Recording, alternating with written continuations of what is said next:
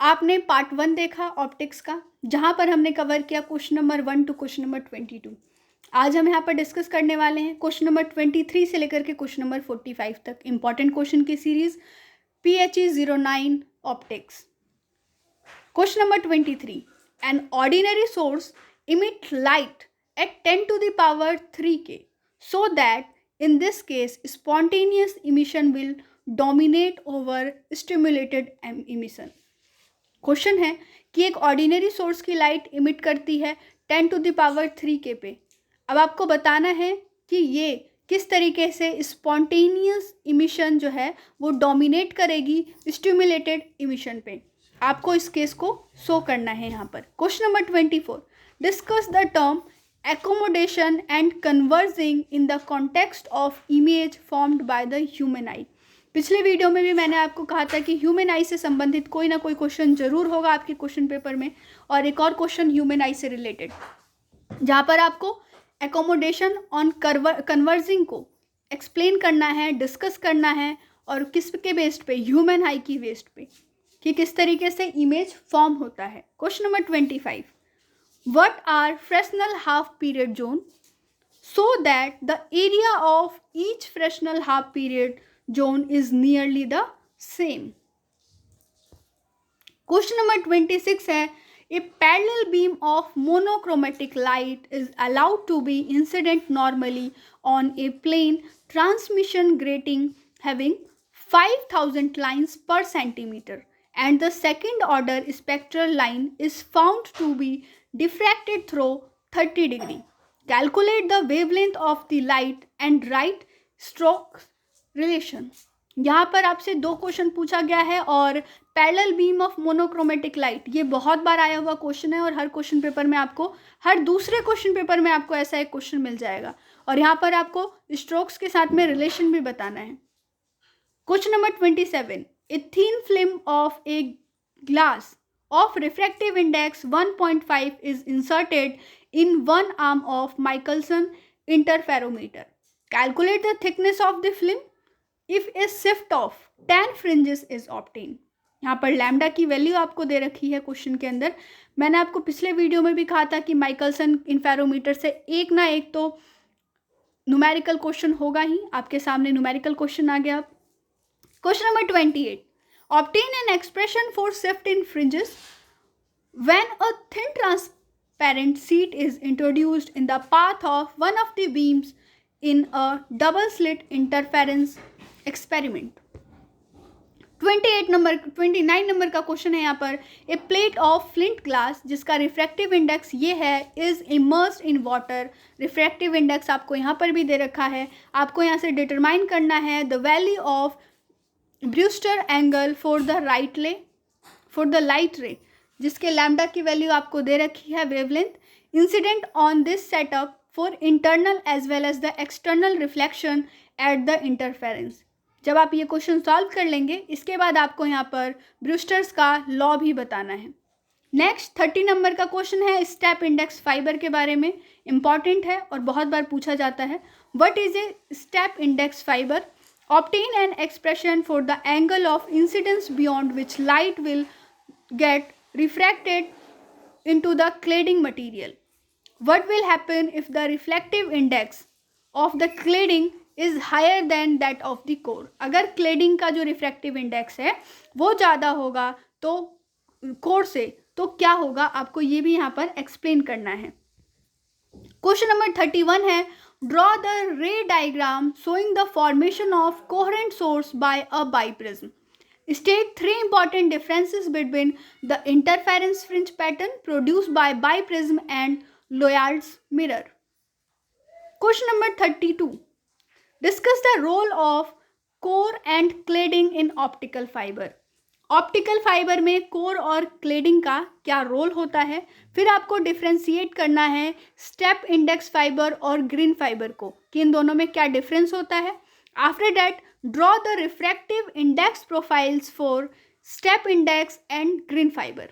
3 question पूछे गए हैं, आपको तीनों को एक साथ सीरीज में इसके आंसर देने हैं। Question number 33, in an experiment with a Michelson interferometer, the distance traveled by the mirror for two successive positions of maximum distinctness was 0.2945 mm.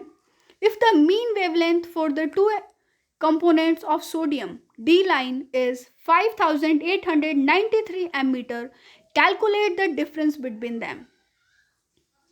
आगे क्वेश्चन है 35 नंबर का. Calculate the numerical aperture for a fiber having core and cladding with refractive indexes 1.5 and 1.45. यहाँ पर core की जो refractive index है वो 1.5 दे रखी है और जो क्लेडिंग की है वो है 1.45. What do you mean by the light gathering capacity of an optical fiber? एक ऑप्टिकल फाइबर के लाइट गैदरिंग कैपेसिटी से आप क्या समझते हैं उसे आपको यहाँ पर एक्सप्लेन भी करना है. 2 क्वेश्चंस बनते हैं यहाँ पर. अमूमन देखा जाए तो ऑप्टिक्स में जो क्वेश्चंस आपके जिस तरीके से अभी तक आए हैं उसमें एक साथ 2 क्वेश्चन पूछे जाने की अभी तक नियम रही है. आगे देखते हैं क्या होता है, लेकिन फिलहाल अभी तो आपके जो एग्जामिनेशन हो रहा है उसके अंदर 2 क्वेश्चन एक साथ पूछे जाएंगे. क्वेश्चन नंबर 36 है, a single slit has a width of 4 into 10 to the power -5 meter. A parallel beam of light of wave 600 nanometer is incident normally on it. If the distance between the slit and the screen is 1 meter, calculate the separation between the central maxima and the second minima in the diffraction pattern. Next 37 number का question और ये भी Michelson इंफेरोमीटर से संबंधित है. Next है 38 number का question. ये है the objective in a telescope is bigger than the eyepiece. Explain its importance with reference to a astronomical telescope. Compare the performances of 2 telescopes with objectives of aperture 50 cm and 100 cm. यहाँ पर आपको comparison बताना होगा. फिर assume that their focal length are equal. Question number 39 दोबारा से Newton's ring पे संबंधित. In Newton's rings, experiment proved that the radius of the dark ring is proportional to the square root of the natural numbers. आपको यहाँ पर क्या करना है कि प्रूफ करना है न्यूटन्स रिंग एक्सपेरिमेंट के थ्रू कि जो रेडियस होता है डार्क रिंग का वो प्रोपोर्शनल होता है square root of natural number के.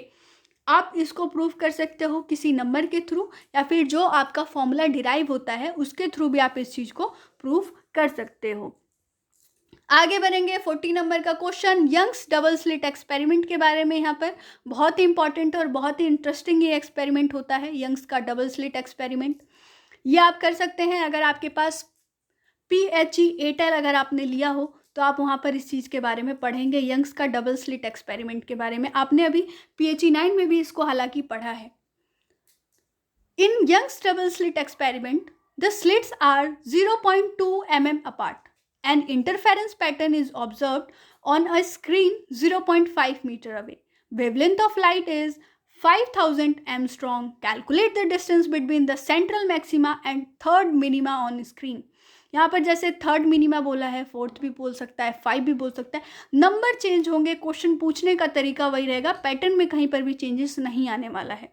If one slit is covered by mica sheet of thickness 10 to the power 6 to the power 6 into 10 to the power -4 centimeter, calculate the shift in the central flange. और आपको यहाँ पर refractive index दिया होगा mica का जो है 1.58.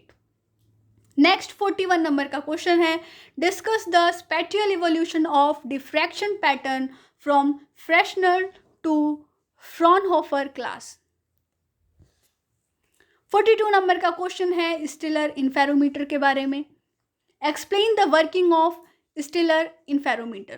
Using stellar interferometer, Michelson observed for the star Betelgeuse that the fringe disappear when the distance between movable mirror is 65 centimeter. यहाँ पर आपको एज्यूम करना है लैम्डा को 6 into 10 to the power -5 centimeter और कैलकुलेट करना है angular diameter of the star. 43 number का क्वेश्चन है पोलराइजेशन ऑफ लाइट से संबंधित है. ये है What do you mean by polarization of light? Two orthogonal linearly polarized lights with instantaneous electric field vector E1 and vector E2 having phase differences phi are superposed so that the resultant is an elliptically polarized light. Next question 45 number का है, ये है what are coherent sources. Coherent sources क्या होते हैं and what do you mean by them about obtaining interference pattern. How are coherent sources formed in Young's double slit experiment. Question number 45 और आज के वीडियो का आखिरी क्वेश्चन है ये. Explain pulse dispersion and derive expression for pulse dispersion in fibres. तो ये तो था आज का वीडियो जहां पर आपने क्वेश्चन नंबर 23 से लेकर के क्वेश्चन नंबर 45 देखा PHE09 ऑप्टिक्स से संबंध में. अगर आपको वीडियो अच्छा लगे तो वीडियो को लाइक करें, अपने फ्रेंड्स के साथ शेयर करें, और अगर आप अभी तक हमारे चैनल पर नए हैं तो चैनल को सब्सक्राइब कर लीजिए, साथ ही साथ हिट कीजिए बेल का आइकन ताकि आपको हमारे वीडियोस के रिगार्डिंग सारे नोटिफिकेशंस ऑन टाइम मिलते रहें. तब तक ले स्टे ट्यून. जय हिंद, जय भारत.